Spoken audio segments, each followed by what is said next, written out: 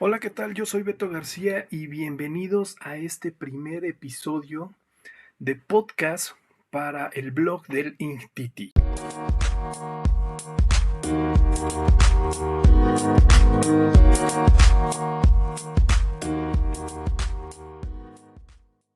Como lo mencionaba hace unos momentos, este es mi primer podcast y lo quiero iniciar con el libro Bad Blood, escrito por John Carreyrou, y describe los secretos y las mentiras de una startup en Silicon Valley, la cual encabezó Elizabeth Holmes a través de su empresa Theranos.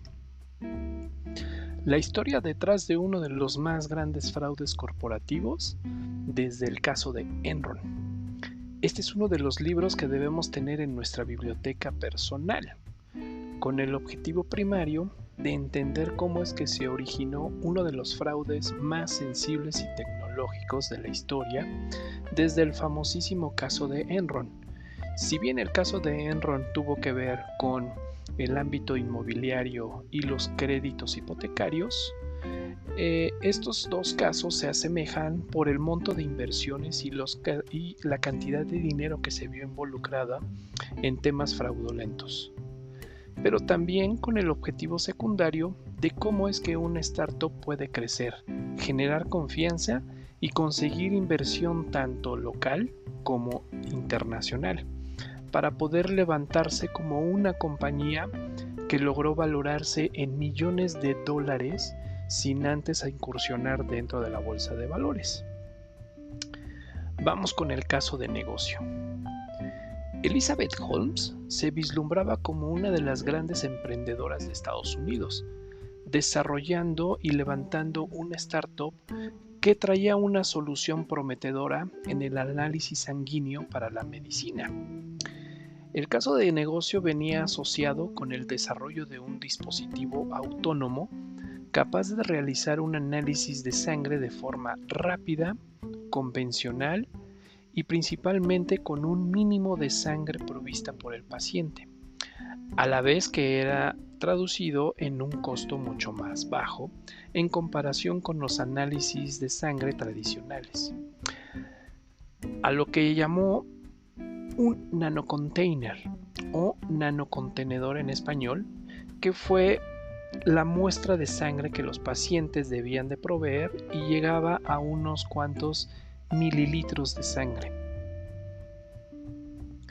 El nanocontainer se consideraba como una solución ideal por el mínimo de sangre que se proveía, el cual también se colocaba en un cartucho muy similar a la época de los cartuchos de beta o VHS para video, el cual venía cerrado herméticamente y contenía los elementos químicos activos para su análisis dentro del equipo autónomo que se denominó Edison.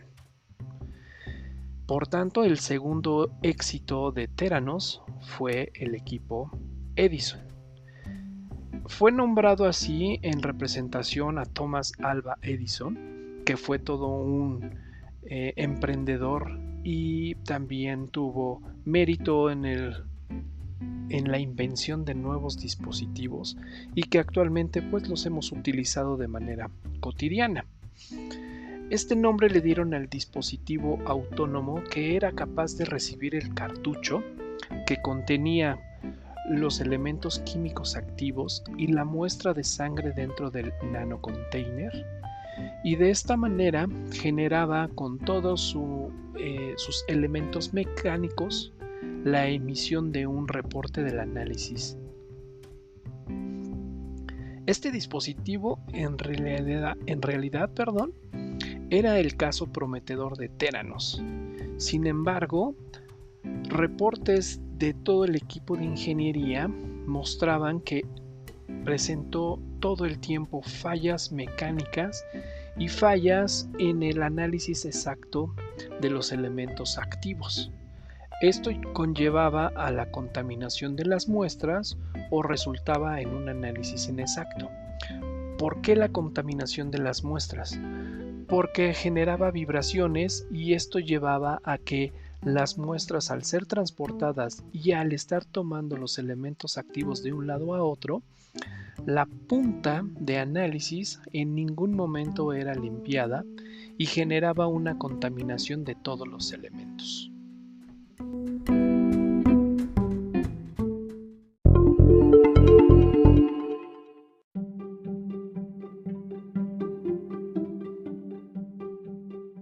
Las entrevistas y las sospechas.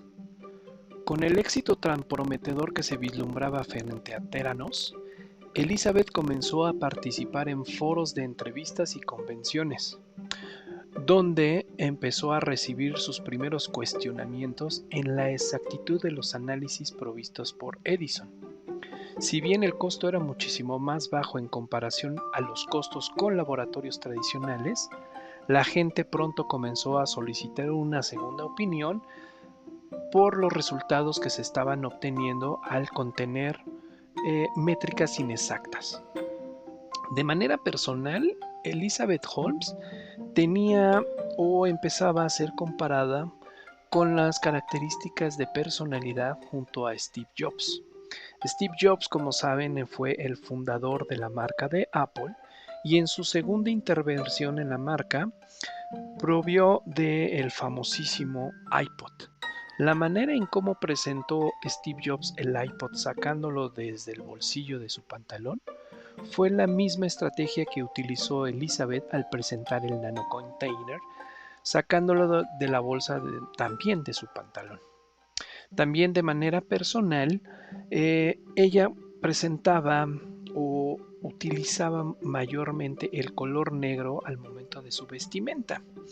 Ella utilizaba zapatillas o zapatos planos de piso, pantalón negro y casi siempre utilizaba un suéter negro con cuello de tortuga, muy similar a los que utilizaba Steve Jobs también. Una característica personal también fue que mantenía por un lapso de tiempo muy largo los ojos abiertos. Muy pocas veces se le veía parpadear. Esto generaba intimidación al momento de tener una conversación o una entrevista con ella. Muchos reporteros y trabajadores reportaron que se sintieron intimidados al intentar tener una plática con ella. Ella argumentaba también que utilizaba mayormente el color negro porque de esa manera ahorraba tiempo a la hora de decidir cómo vestirse. Esta es una estrategia que también utiliza Mark Zuckerberg. Mark, que ya conocemos, está al frente de Facebook. El personal interno también era constantemente amenazado para no divulgar los secretos que había dentro de la operación de Theranos. ¿Cuáles eran estos secretos? Bueno, muchas personas que se vieron obligadas a renunciar o que fueron despedidas o por ética profesional decidieron separarse de Theranos, muy pronto comenzaron a ofrecer entrevistas a periodistas a manera de poder exponer los recursos y la manera en que estaba operando Theranos bajo el mando de Elizabeth Holmes.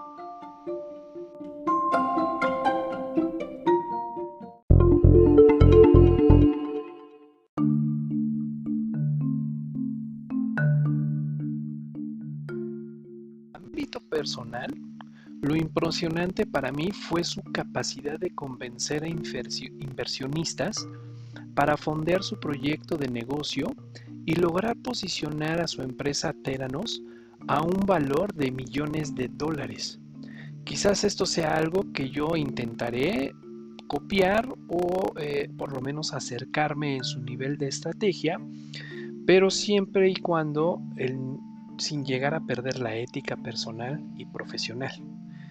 Si bien ella fue capaz de traer inversión extranjera, jamás divulgó la manera en cómo es que llevaba a cabo todo su procedimiento. Y uno de los secretos mayormente guardados de Theranos fue el sótano que contenía todo un laboratorio de análisis sanguíneo tradicional y que estaba oculto a los ojos de todo el mundo. Muchos periodistas comenzaron a solicitar una visita guiada o al menos tener una muestra de cómo es que operaba internamente Theranos, y cuando esto se lograba, siempre pedían una demostración, a lo que el equipo técnico tomaba una muestra de sangre de las personas o de los periodistas, pero al mismo tiempo comenzaba también una muestra de sangre tradicional en un tubo de ensayo mucho más grande. Cuestionaban este análisis, pero Theranos se resguardaba esa información con la excusa de que querían hacer un análisis comparativo hacia los métodos tradicionales. Lo que jamás dijeron fue que empezaron a solicitar este tipo de muestras y de esa manera llevar a cabo un análisis al método tradicional. Esto conllevó a tomar las dudas sobre el equipamiento de Edison y la capacidad de poder tener un análisis exacto con la muestra tan pequeña de sangre. Esto llevó también a que la Organización Mundial de la Salud cuestionara cómo fue que tuvieron la certificación para poder proveer de este tipo de análisis a nivel público. Te recomiendo este libro, no para que aprendas ni para que sigas los pasos malintencionados de Elizabeth, pero sí para entender sus métodos de manipulación a cualquier nivel y que los aproveches de manera ética y de manera favorable a tu negocio o a tu emprendimiento, o simplemente para poder seguir creciendo dentro del corporativo al que ahorita estés trabajando. Bad Blood, la historia de Theranos y Elizabeth Holmes, escrita por John Carreyrou. Yo soy Beto García y te espero en el siguiente podcast.